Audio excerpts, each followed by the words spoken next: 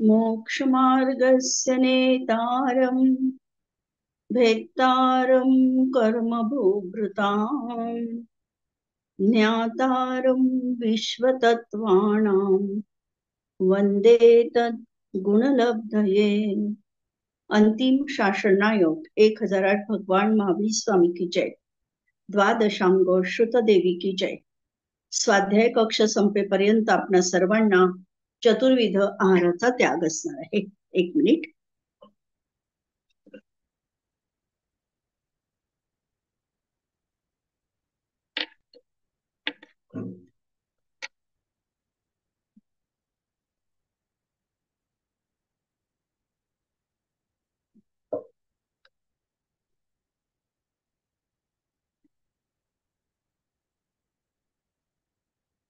आपण आतापर्यंत अरिहंत परमेश्वरींचे गुण बघितले. 34 अतिशय, 8 प्रातिहार्य आणि त्याच्यामध्ये अनंत चतुष्टय बाकी आहे. अनंत चतुष्टय, अनंत म्हणजे ज्याला कधीही अंत नाही त्याला अनंत असं म्हणायचं. आणि चतुष्टय याचा अर्थ चारचा समूह. तर आता हे चार कोणते आहे त्यांच्याजवळ अनंत चतुष्टय रूपाने? तर तिसऱ्या चौथ्या भागामध्ये आर्य छंदामध्ये 2 ओळी दिलेल्या आहे. सुखबोध वीर्य दर्शन असती जयाला अनंत हे चार जाणा तो परमेष्ठी वारी भव दुःख अखिल अनिवार. सुख, अनंत सुख. बोध म्हणजे अनंत ज्ञान, अनंत वीर्य, अनंत दर्शन. हे ज्यांना अनंत रूपाने आहे, ज्यांचा कधीही आता जीवनामध्ये नाश होणार नाही अशा रीतीने ज्या गुणांची प्राप्ती झालेली आहे, हे चार अनंत चतुष्टय. जाणा तो परमेष्ठी, ते अनंत परमेष्ठी आहे. आणि जे अखिल भवदुःख अनिवार वारी, जे संपूर्ण दुःखाचं निवारण करतात, अशा या अरहंत परमेष्ठीला नमस्कार असो किंवा त्यांना अरहंत परमेष्ठी असं म्हटलेलं आहे. प्रश्न त्या दिवशीचा होता, 8 मंगल द्रव्य ही कोणती आहे? 8 प्रातिहार्यांची आपण नावं बघितलेली होती. आणि 8 मंगल द्रव्य जे भगवंतांच्या समोर असतात किंवा समवशरणामध्ये जे विराजमान असतात दुसऱ्या कटणीवर, ती 8 मंगल द्रव्य कोणती आहेत? प्रश्न सांगितला होता, उत्तर शोधायला पण सांगितलेलं होतं. उत्तर शोधलाय कोणी?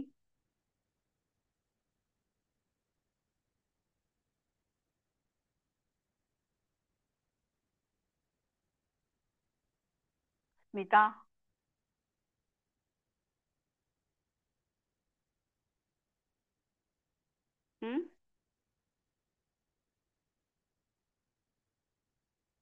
तर 8 मंगल द्रव्य असणार आहे. कलश, झारी, दर्पण,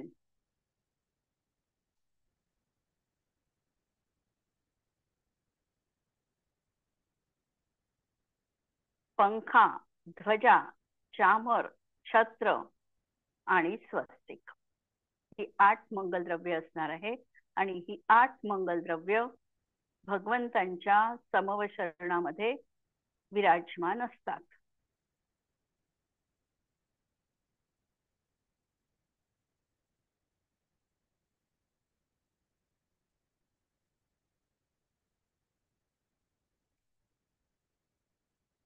यानंतर दुसरी परमेष्ठी आमची आहे सिद्ध परमेष्ठी, किंवा त्यामध्ये 18 दोषांची नावं दिलेली आहे. एक श्लोक आणखी आहे की भगवंतांना जे 18 दोष नसतात अरहंत परमेष्ठींना, ते 18 दोष कोणते आहे त्यांची नावं दिलेली आहे. आतंक, जन्म, अभिमान ही मृत्यू, शोक, चिंता, क्षुधा, भय, तृषा, रतिमोह, दुःख, निद्रा, जरा, अरति, विस्मय, घर्म, रोष, जाते न दोष वदती अरिहंत त्यास.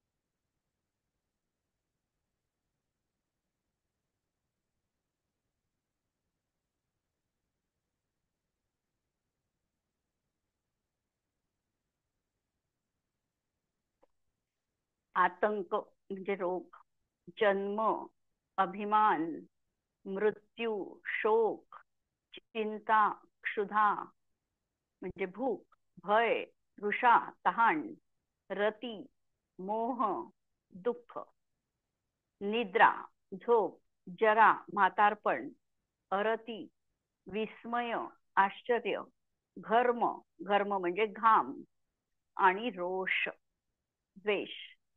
हे ज्यांना 18 प्रकारचे दोष नसतात त्यांना अरिहंत असे म्हटलं जातं. तर अरिहंतांचं हे अशा प्रकारचं आपण स्वरूप बघितलं, आणि ज्या वेळेला आम्ही भगवंतांच्या दर्शनाला जातो हे त्यांचं स्वरूप आमच्या मनामध्ये प्रतिबिंबित व्हायला पाहिजे, त्यांचं रूप आमच्या हृदय कमलावर उमटायला पाहिजे, आणि तरच ते आमचं निज दर्शन असणार आहे. यानंतर सिद्ध परमेष्ठीचे 8 गुण कोणते? सिद्ध परमेष्ठी 8 गुणांचा त्यांनी अभाव केलेला आहे, आणि म्हणून त्यांना सिद्ध असं म्हटल्या जातात. सिद्ध कसे असतात तर सिद्धांचं द्रव्य संग्रहामध्ये नेमिचंद्र आचार्य सांगतात, नठठकम देहो लोया लोयस्य जान गोदठा पुरिसा यारो अप्पा सिद्धो झाये लोहस्य रथो. नठठठ ज्यांनी नष्ट केलेलं आहे. काय तर कम्म देहो, कर्म आणि देह. कर्म म्हटलं की द्रव्य कर्म आणि भाव कर्म, आणि देह म्हटलं म्हणजे नो कर्म, म्हणजे ज्यांनी द्रव्य कर्म, भाव कर्म आणि नो कर्म. द्रव्य कर्म म्हणजे जी कर्माण वर्गणा कर्मरूप परिणत होते ते द्रव्य कर्म, जीवाचे रागद्वेषादी परिणाम हे भाव कर्म, आणि शरीरादी जे आहे ते नो कर्म. अशा प्रकारचा ज्यांनी तीनही कर्माला नष्ट केलेलं आहे. आणि लोया लोयस्य जानको, लोक आणि अलोकाला जे जाणणारे आहे, आणि दठ्ठा अवलोकन करणारे आहे, बघणारे आहे, द्रष्टा स्वरूप आहे. पुरीसा यारो, त्यांचा देह अंतिम कसा असणार आहे त्यानुसार सिद्ध परमेष्ठीचा आकार सिद्ध अवस्थेत राहतो, म्हणून पुरुषा यारे. आकार जो आहे हा अंतिम देह जो नष्ट त्यांनी केलेला आहे त्यांच्यापेक्षा किंचित न्यून असा आकार सिद्ध परमेष्ठीचा असणार आहे, देह त्यांना नाही. म्हणून ज्ञान शरीरी त्रिविध कर्ममल वर्जित सिद्ध महंता, असे हे सिद्ध. अप्पा सिद्धो हे आत्मा सिद्ध आहे, आणि झायेय याचं ध्यान करायला पाहिजे की जे लोय सिंहरथ हो, लोकाग्र शिखरावर विराजमान असतात. लोकाग्र शिखरी सदा विराजे सिद्ध प्रभू राया.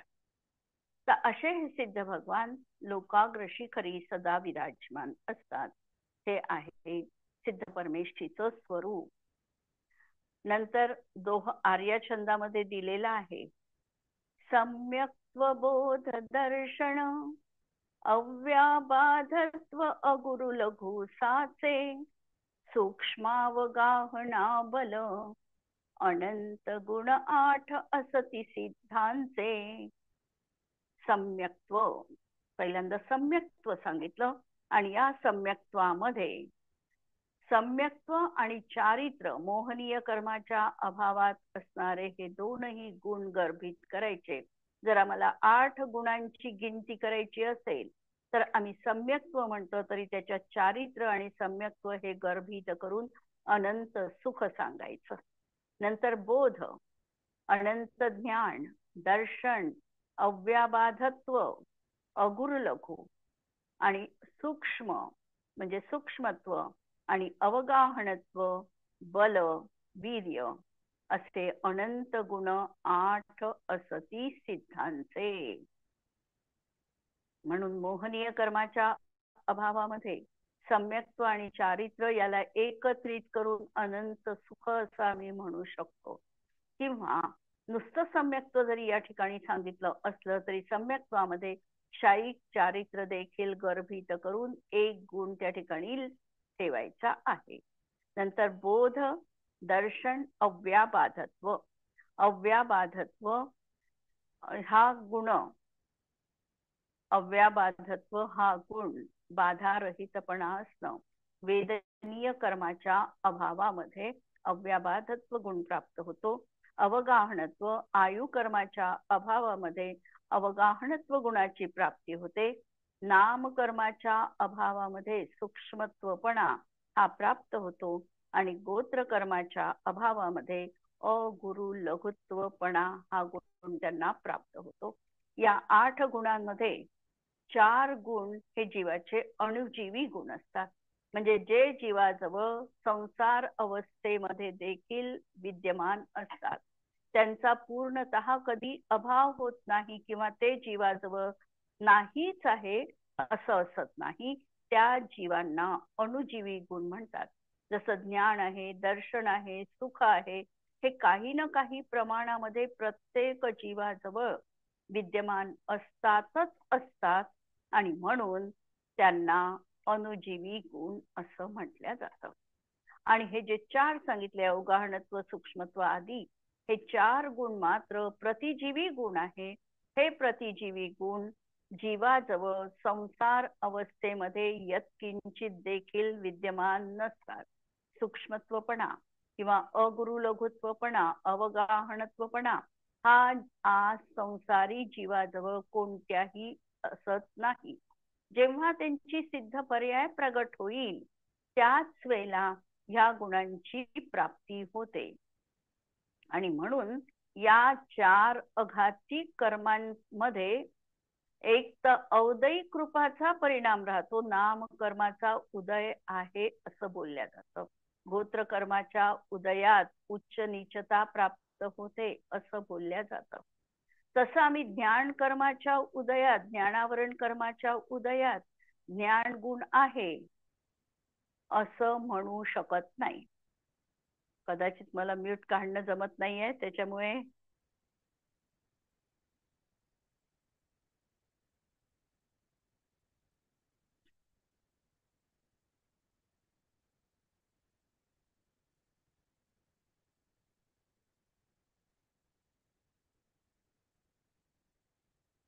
हॅलो, म्यूट निघालं का?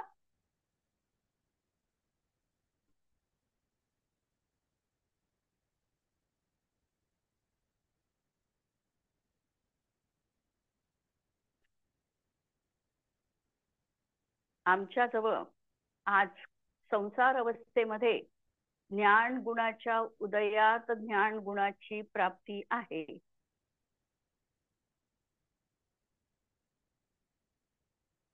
असं आम्ही म्हणू शकत नाही.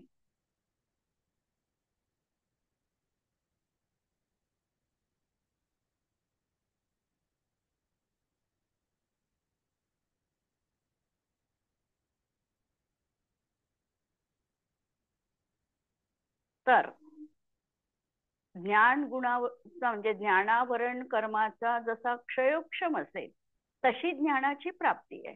आणि ज्ञानावरण कर्माचा उदय आहे त्यावेळेला मात्र आम्हाला ज्ञान गुण अप्रगट आहे.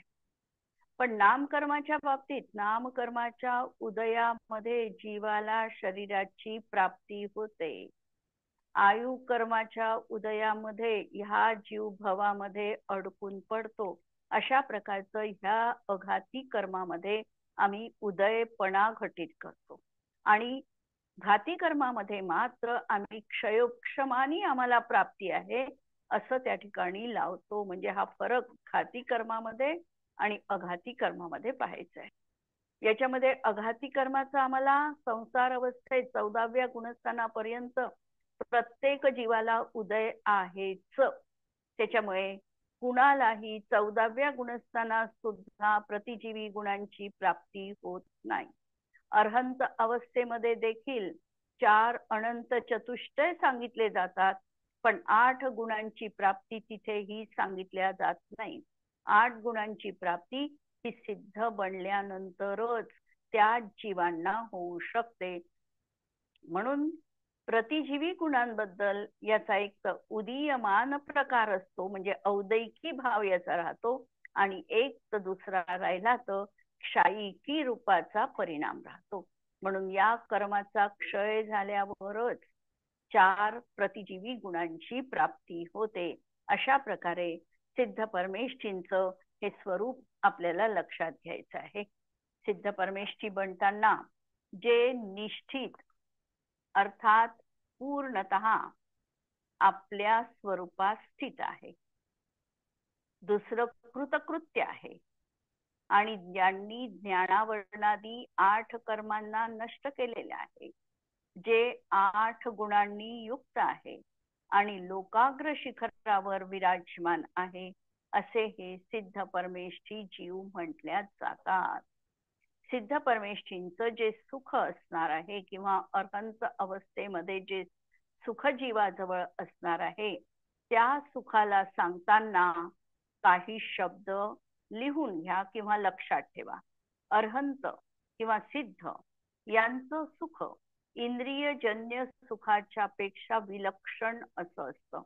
याची आणि इंद्रियजन्य सुखाची तुलना होऊ शकत नाही आणि म्हणून हे सुख अतींद्रिय आहे, म्हणजे इंद्रियांच्या अधीन नाही. अतींद्रिय पहिला शब्द. दुसरं अनुपम आहे, म्हणजे या सुखाची कोणत्याही सुखाशी तुलना होऊ शकत नाही. आम्ही म्हटलं स्वर्गासारखं सुख आहे सिद्ध परमेष्ठींचं, तर आमची तुलना चुकली. कारण स्वर्गामध्ये देखील इंद्रिय सुखच आहे आणि हे जे सुख आहे हे अतींद्रिय सुख आहे, याची कोणाशीही तुलना करता येत नाही. म्हणून हे अतुलनीय किंवा अनुपम, याला उपमा देता येत नाही, म्हणून हे अनुपम सुख आहे. तिसरं सांगितलं अव्याबाध सुख. अव्याबाध याचा अर्थ या सुखामध्ये कोणताही अडसर नाही, प्रतिबंध नाही किंवा बाधा उपस्थित होत नाही. जसं उदाहरण जर आम्ही बघितलं तर आम्हाला एखादी गोष्ट करायची आहे आणि करण्यासाठी आम्ही सगळं तयारी पण केलेली आहे, सगळं काही झालेलं आहे, फक्त थोडा वेळाचा अवधी आहे की आम्ही ते करणार आहोत. पण नेमकं अशा वेळी असं काही कारण घडतं की ते आमच्याकडून कार्य होत नाही. जर आम्ही बाहेर जाण्याची पूर्ण तयारी केलेली आहे आणि तयारी केली, फक्त काही क्षणांचा विलंब आहे, अर्ध्या घंट्यात आम्ही निघणार होतो, पण तेवढ्यामध्ये आकस्मिक आमच्या घरी पाहुणे आले, आमचं जाणं कॅन्सल झालं. हे आमच्या सुखामध्ये अशी बाधा उपस्थित होऊ शकते. अशा कुठल्याही प्रकारची बाधा सिद्ध परमेष्ठींच्या अर्हंत परमेष्ठींच्या सुखामध्ये आड येऊ शकत नाही, म्हणून त्यांचं सुख अव्याबाध सुख म्हटलं. आणि अव्याबाध सुख अर्हंतांना पण अव्याबाध सुख लावलं नाही, कारण जोपर्यंत वेदनीय कर्माचा उदय आहे तोपर्यंत अव्याबाध सुख नाही. वेदनीय कर्माच्या अभावातच अव्याबाध सुख लावलेलं आहे. नंतर चौथं वैशिष्ट्य त्यांच्या सुखाचं, हे सुख अनंत स्वभावी आहे. एकदा प्राप्त झाल्यानंतर या सुखाचा कधीही नाश होणार नाही. नंतर अतिशय रूपाचं आहे, म्हणजे अनेक संसारी गोष्टींपेक्षा यांचं हे सुख वेगळ्या दर्जाचं आहे, म्हणून अतिशय संपन्न असं आहे. आत्मज आहे, आत्म्यापासून ते उत्पन्न होणार आहे, कुणाच्याही ते अधीन नाही, म्हणून आत्मज आत्म्यापासून उत्पन्न होणार आहे. आणि स्वाधीन आहे, त्याच्यावर आमच्या सुखासाठी दुसऱ्या कोणत्याही गोष्टींवर अवलंबून राहण्याची गरज नाही. आज आम्हाला जे सांसारिक सुख वाटतं ते सुख स्वाधीन नाही आहे. आम्हाला एखादी वस्तू खाण्याची इच्छा झाली तर ती वस्तू आधी आम्हाला प्राप्त करावी लागते, म्हणजे आमचं सुख त्या वस्तूच्या मिळण्या न मिळण्यावर अवलंबून आहे, पराधीन आहे. आणि असं इंद्रिय म्हणजे आत्मिक सुख नाही, म्हणून हे स्वाधीन सुख म्हटल्या जातं. असे हे सिद्ध परमेष्ठींचे आपण गुण बघितले. आता प्रश्न असा आहे की एका समयामध्ये कमीत कमी किती जीव आणि जास्तीत जास्त किती जीव मोक्षाला जाऊ शकतात, सिद्ध बनू शकतात? मला वाटतं मला चार्ट ह्या काही म्यूट काढता नाही येऊ लागलेला आहे, त्याच्यामुळे याचं उत्तर मीच सांगते. एका समयामध्ये कमीत कमी किती आणि जास्तीत जास्त किती जीव मोक्षाला जाऊ शकतात एका समयात? तर एका समयामध्ये कमीत कमी एक जीव आणि जास्तीत जास्त 108 जीव मोक्षाला जाऊ शकतात. पहिला नियम सिद्ध परमेष्ठीच्या बाबतीत. दुसरा नियम, 6 महिने 8 समयांमध्ये निगोद राशीतून, नित्य निगोद राशीतून 608 जीव बाहेर पडतात, त्रस राशीत येतात. वाक्य काय आहे?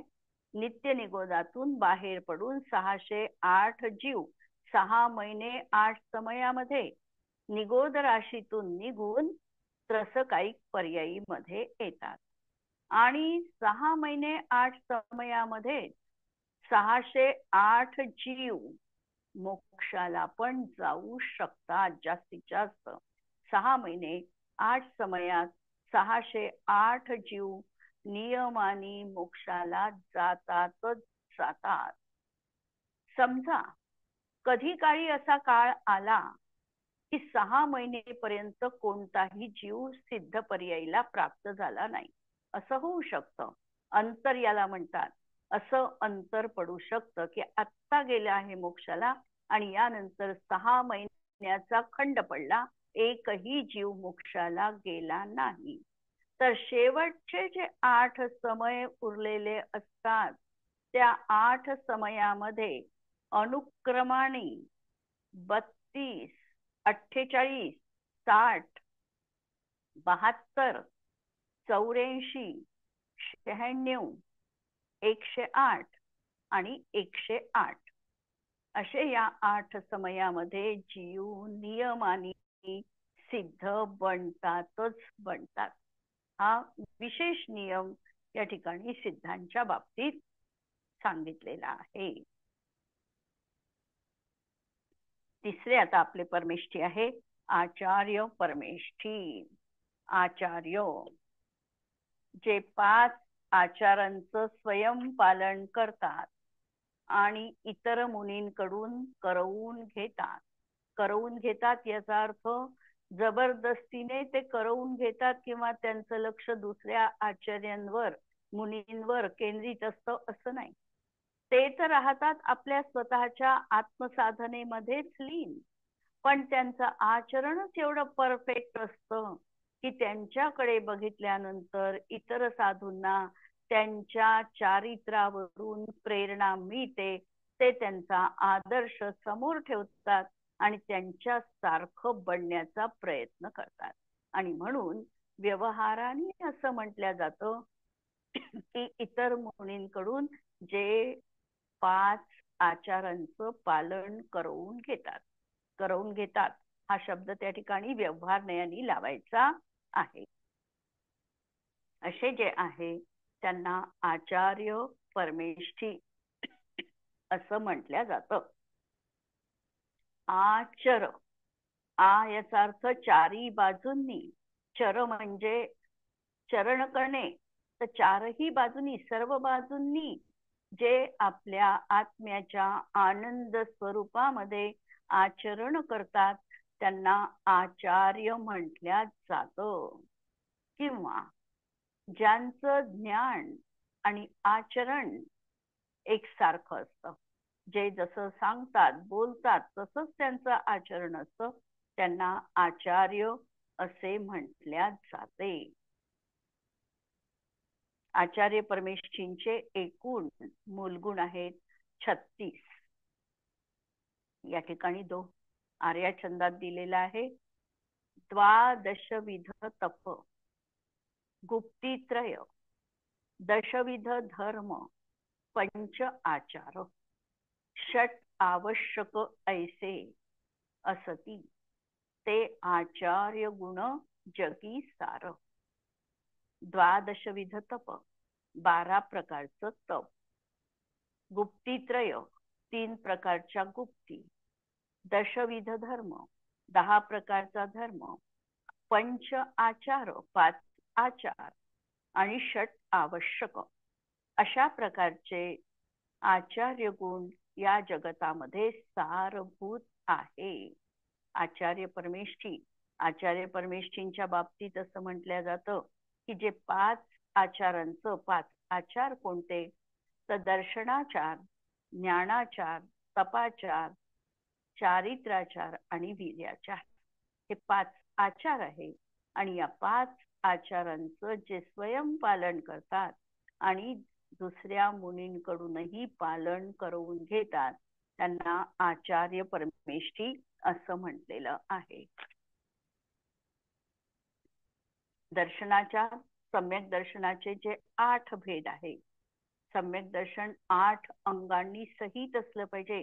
तर या 8 अंगांनी सहित ज्यांचा श्रद्धा गुण आहे ते झालं दर्शनाचार.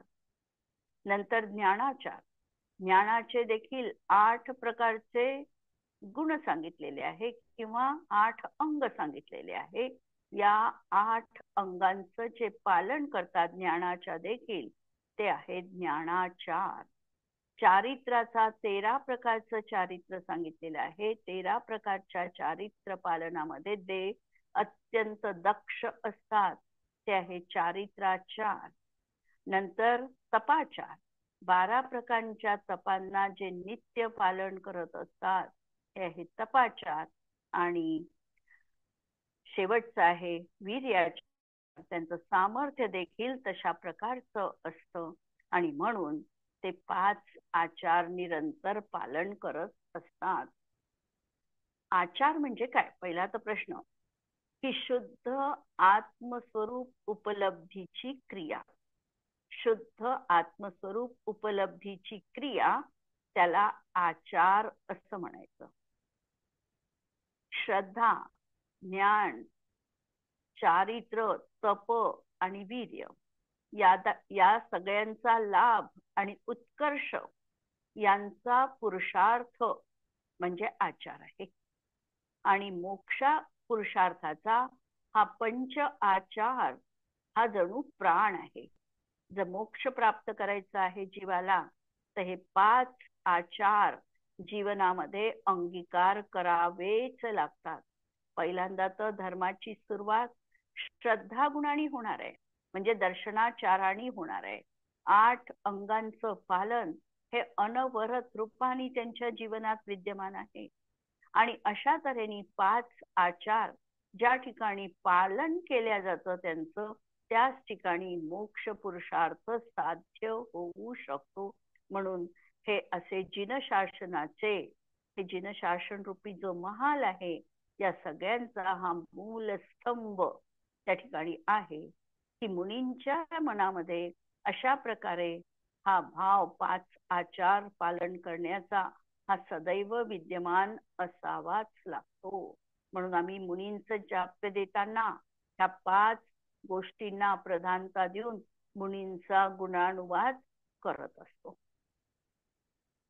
या ठिकाणी सांगितलं 5 आचार, चारित्र, बोध, दर्शन, तपवीर्याची 5 असती आचार. हे 5 त्या ठिकाणी त्यांचे आचार आहे. आणि नंतर सांगितलं मन वचन तन वश करणे गुप्तीत्रय यास वदती मुनी सार. मन, वचन आणि काय हे ताब्यात ठेवणे याला गुप्ती असं म्हटल्या जातं.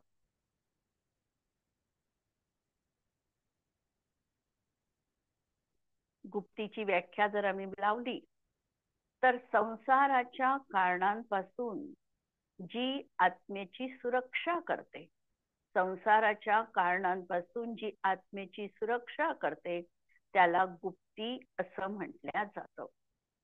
आणि ही गुप्ती 3 प्रकारची आहे. रागद्वेषाचा अभाव आणि स्वस्वरूपामध्ये स्थिरता ही आहे निश्चय मनोगुप्ती. गुप्तीचं कथन 2 तऱ्हेनी किंवा गुप्ती 2 तऱ्हेनी आम्हाला बघायची. एक निश्चय गुप्ती आणि एक व्यवहार गुप्ती. जेव्हा निश्चय गुप्ती आम्ही म्हणतो किंवा निश्चयाचं कथन म्हणतो त्यावेळेला आत्मस्वरूपामध्ये प्रधानतेने राहायचं आहे. आणि जेव्हा व्यवहाराची भूमिका बघतो आहे तेव्हा ती थोडी निश्चय गुप्ती गौण होऊन व्यवहाराच्या प्रधानतेने कथन येणार आहे. जसं मनोगुप्ती जर आम्हाला बघायची आहे निश्चयानी, तर निश्चयानी बघताना रागद्वेषाचा अभाव आणि स्वस्वरूपामध्ये ज्याची स्थिरता आहे त्याला मनोगुप्ती आहे असं म्हटलं जातं. आणि मनामध्ये वाईट विचार न येऊ देणे, शुभ विचारच येणे, याला व्यवहार मनोगुप्ती असं म्हटलं जातं.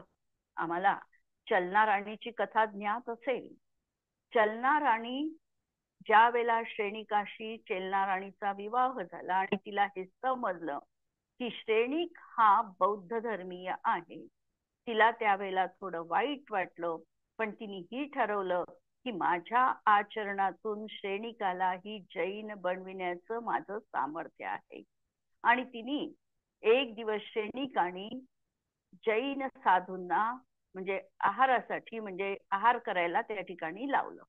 आहाराची व्यवस्था सगळी झाली, परंतु श्रेणिकाने त्या आहारामध्ये काहीतरी त्यांना चालणार नाही अशा प्रकारे मिसळा केलेला होता.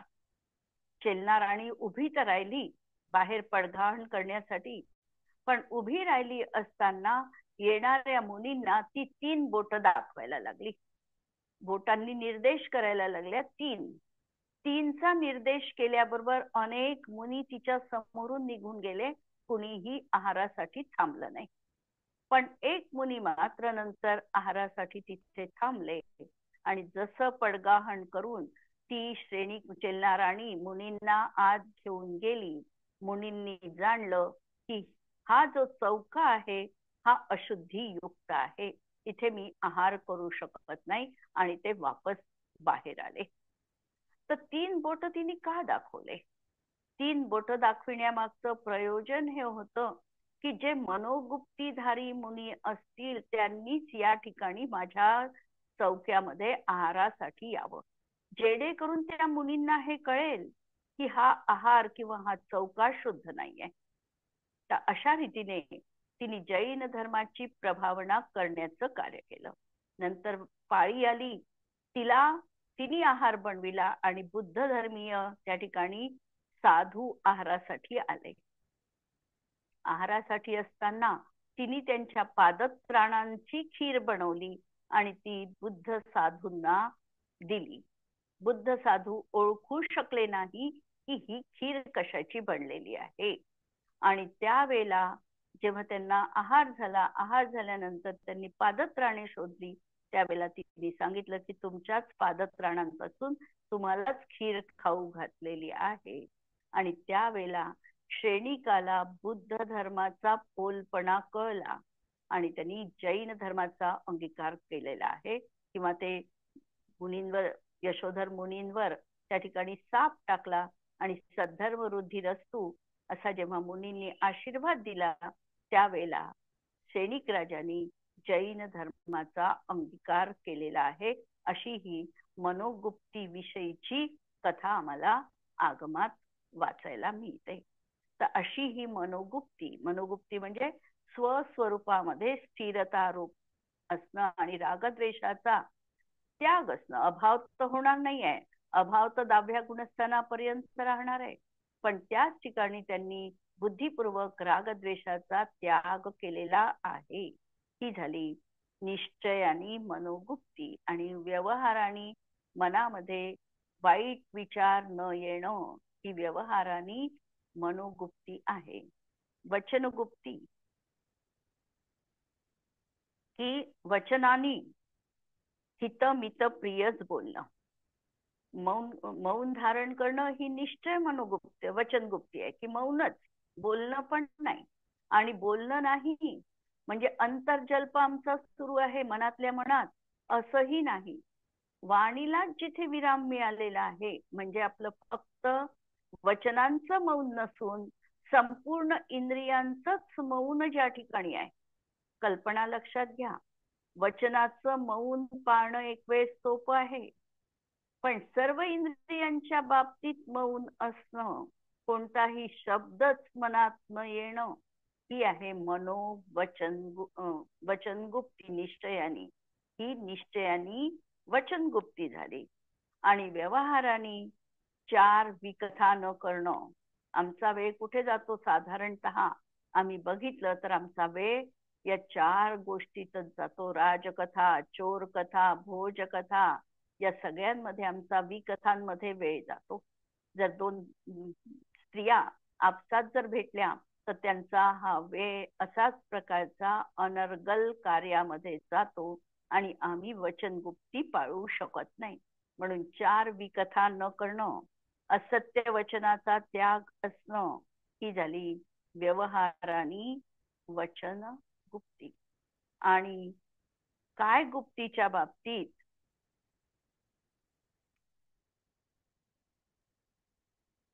स्वतःच्या परम संयम रूपी प्रासादात प्रविष्ट होणे हीच निश्चयाने काय गुप्ती आहे. कोणत्याही प्रकारचं हलनचलन न करता निश्चल अशी दशा ही उपलखाज खुजावते. अशा प्रकारे जिथे निश्चलता आहे ती निश्चय काय गुप्ती आहे. तर व्यवहाराने षटकाय जीवाच्या हिंसेपासून निवृत्ती असणं ही व्यवहार काय गुप्ती म्हटल्या जाते. इथपर्यंतचं प्रकरण आपण बघितलेलं आहे आणि पुढे आपल्याला आचार्य परमेष्ठी बद्दल आणखी जाणून घ्यायचंय. त्यासाठी आपण पुढच्या क्लासला उपस्थित राहू. जिनवाणी के ज्ञान ते सुझे लोकालो, सो जिनवाणी मस्तक नमो सदा देत हो गो. नमो अरिहंताणम नमो सिद्धाणम नमो आयर्याणम नमो वज्रायाणम नमो लोये सवसाहुणम. सर्वांना जय जिनेंद्र.